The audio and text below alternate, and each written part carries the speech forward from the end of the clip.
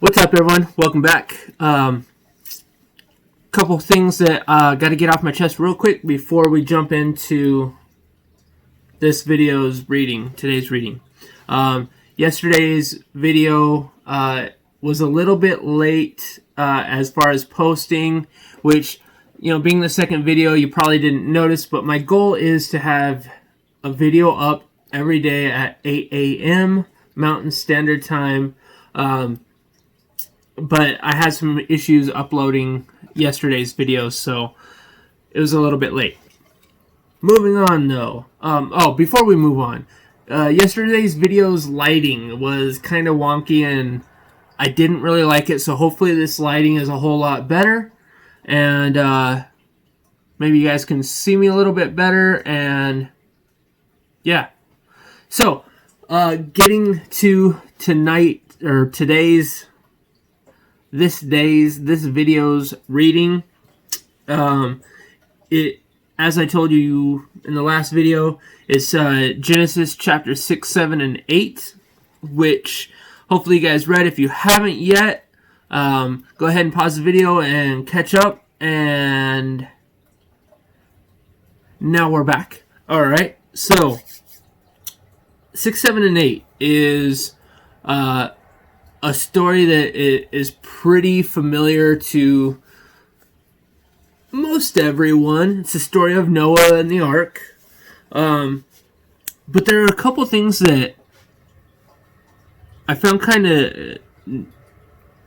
I didn't realize that, or I didn't know that, or why do people only say this without there being this part too? And so one of those things that I found kind of interesting, we all know, is that starting out in verse 6, basically humanity had basically just fallen into humanity. I mean, there was, it says that there was violence throughout, the earth, and it was basically time that God was like, I'm gonna wipe everything out and basically start again. Gonna hit the reset button, if you will. But Noah found grace in the eyes of God, and so God went to Noah and basically was like, hey dude, I need you to build this big old boat. And the thing about it is, like, there was no mention in any of the scriptures before this of a boat or of any kind of, something like that. So I sometimes imagine, like,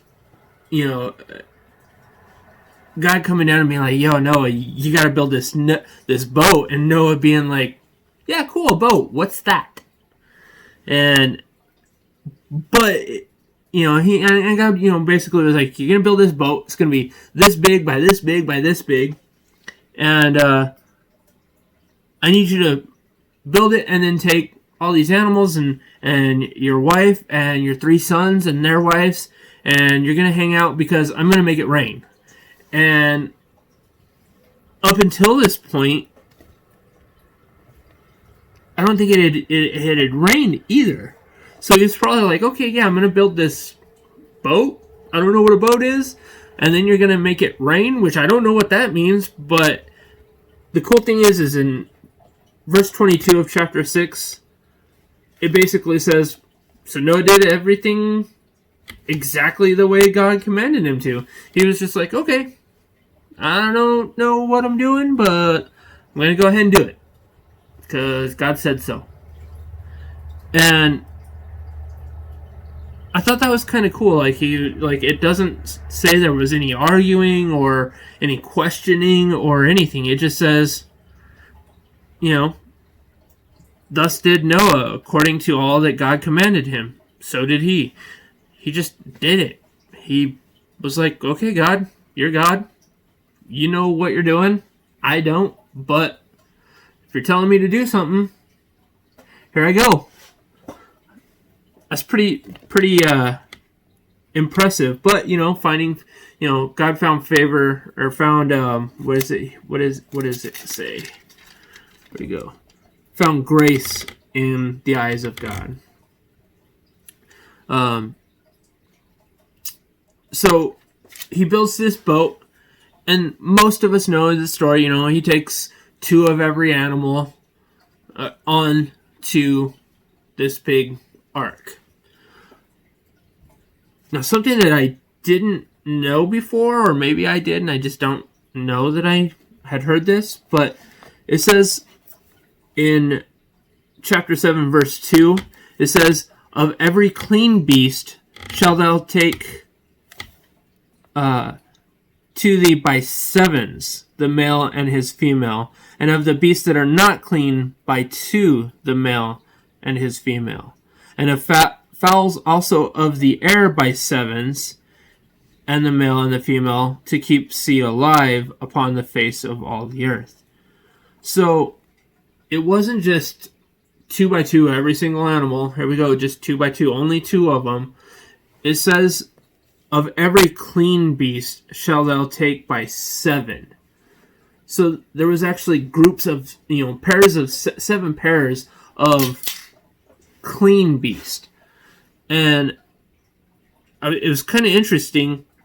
And I was wondering, like, okay, what is a clean beast? And like I've been telling you in the last videos, this Everyday Study Bible is really cool because it actually says, if you want to know what it means, check out Leviticus 11 verses 1 through 46. So the concept of clean animals is explained elsewhere, being Leviticus 11, 1 through 46. But essentially, these were animals that were fit for human consumption and could be offered as sacrifices to God. So, animals that were fit to be either eaten or have clothes made from their hides. Those are the animals that weren't just 2 of those animals. There was basically 14 of those animals, 7 male, 7 female. So that's kind of interesting. I didn't ever really realize that. Something else that I found really cool, because there's no real explanation of it, is in, let me flip over here.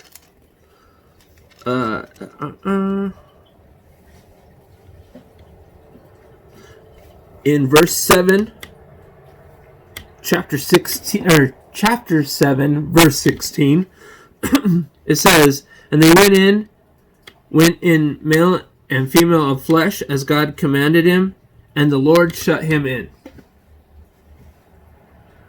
But how? He made a door, and if it was on the side of the ark, just a door wouldn't really keep water. Although it did say, God did command him to basically use like a sealant on the wood. But it doesn't say how God shut them in.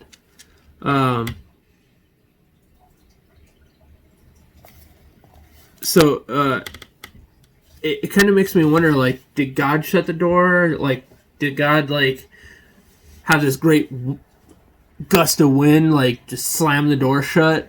And, like, I don't know. It doesn't say at all. But yeah, it's basically this 6, 7, and 8 are all of the story of Noah's Ark. Oh, one thing I did find very cool is also, we all have seen, like, the image of the dove coming back with the branch in its mouth, and that's like the symbol of Christianity or whatever. That imagery actually comes from this story, but the dove is not the only bird that Noah sent, which is also really cool. In chapter 8, verse 6, it says, "And it came to pass at the end of 40 days that Noah opened a window of the ark which he had made, and he sent forth a raven, which went back and forth until the waters were dried up from the earth." So this raven was flying back and forth, like basically going and looking for land. And in verse 8, it says, "Also he sent forth a dove from him to see if the waters were abated from off the face of the ground.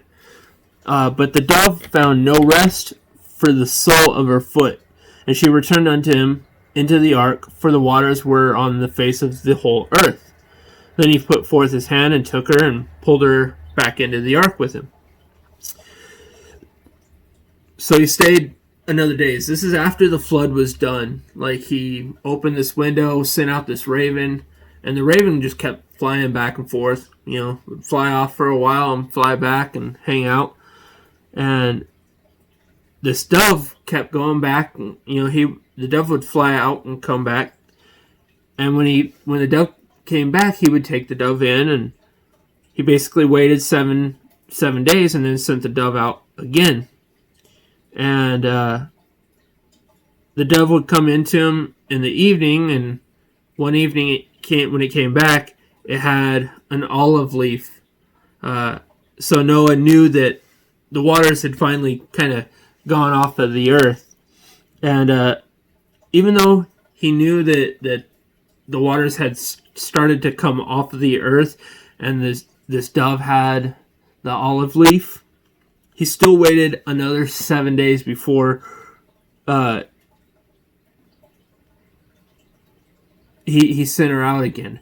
And after the trip, after he brought the olive leaf back, he waited 7 days, and he sent the dove out again, and it didn't come back that time. So he knew that basically the ground had dried.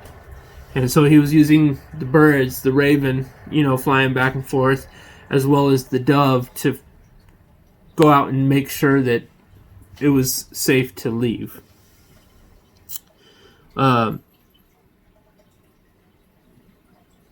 It was kind of cool, like reading the story of Noah's Ark.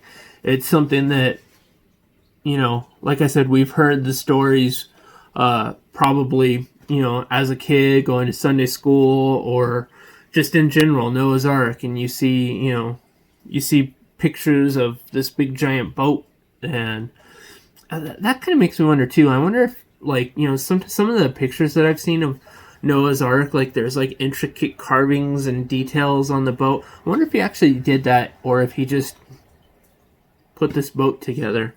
Oh, something else that I found really cool.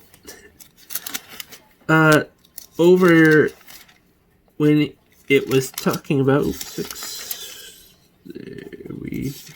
where'd it go?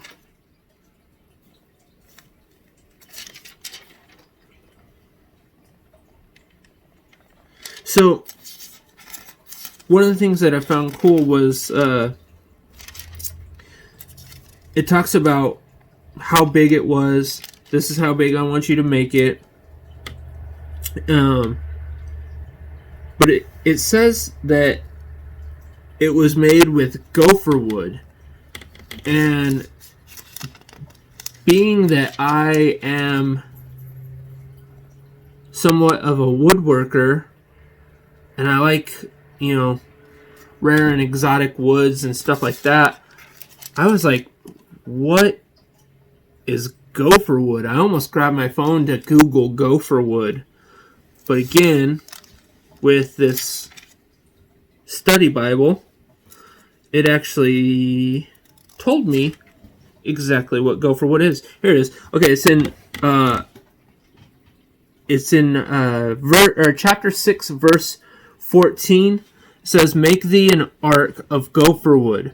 Room shalt thou make in the ark, and shalt pitch it within and without with pitch, which, real quick, so that you guys know, pitch is basically like sap, like the inside of the sap that comes out of the wood. That's what pitch is. So different woods can have pitch pockets, and you can basically heat the wood up and the pitch comes out, and if you use that, you can basically seal the wood, or you can use that pitch like glue almost as well.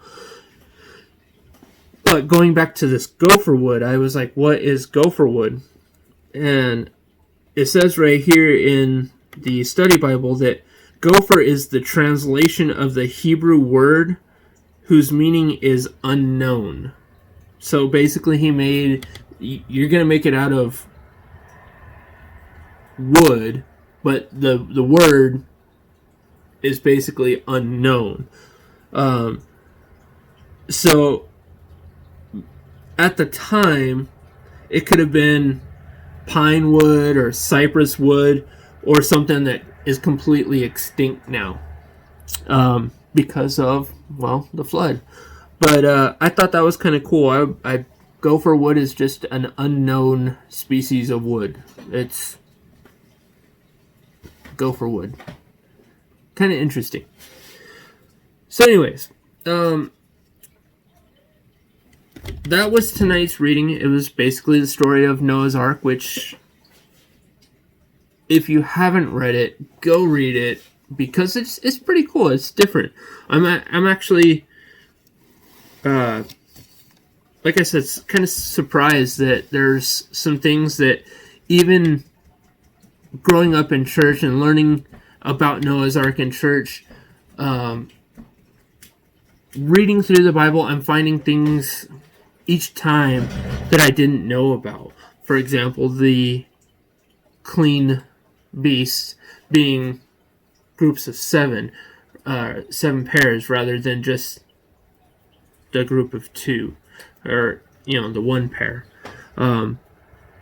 That's kind of interesting and kind of cool, and it is been really fun to dive in and find these things out.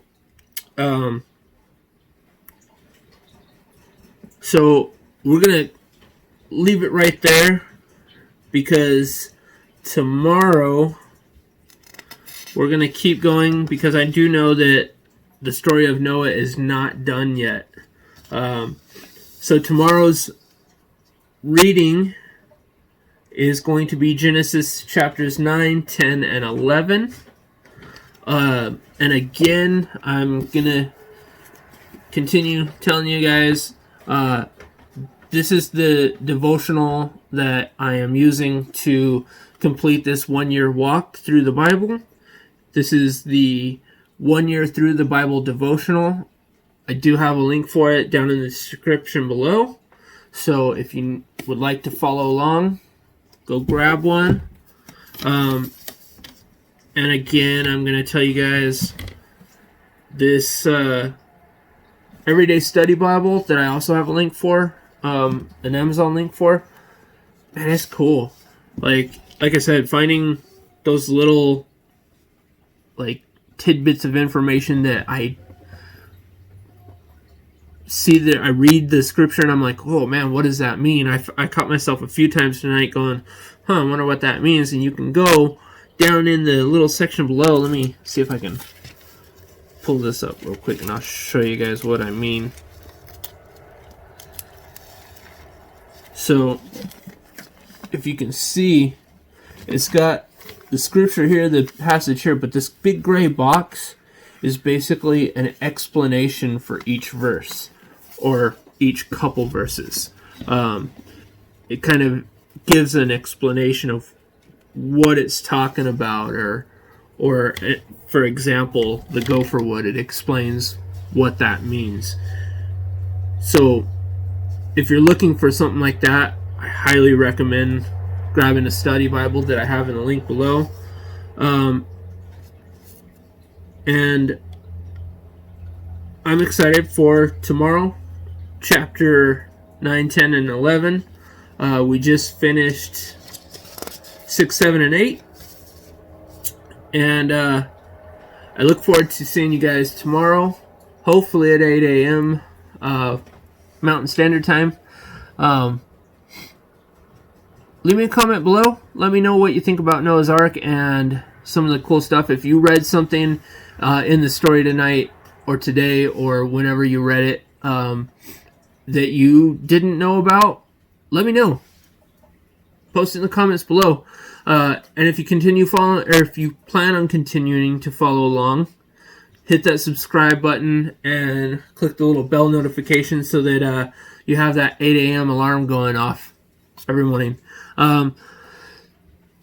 It's one video a year. I am totally excited because I am actually following through on this, which is good. So, I will see you guys tomorrow. Yeah, see you tomorrow.